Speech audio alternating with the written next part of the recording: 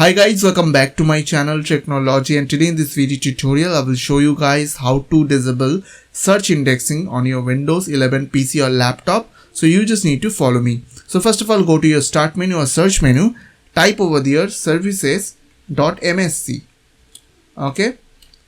Now to press enter or click on the services app. Okay, sorry. Click on services app. After that, what you have to do, you just need to find from here Windows search. So here it is. So if you'll disable or stop this service from here, it will disable search indexing for all of your partition.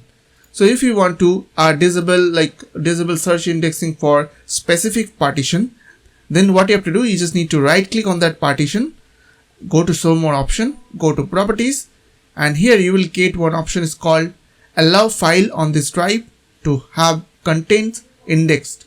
Okay, so you just need to uncheck this option. After that, apply, then okay, and it will disable search indexing for your specific partition.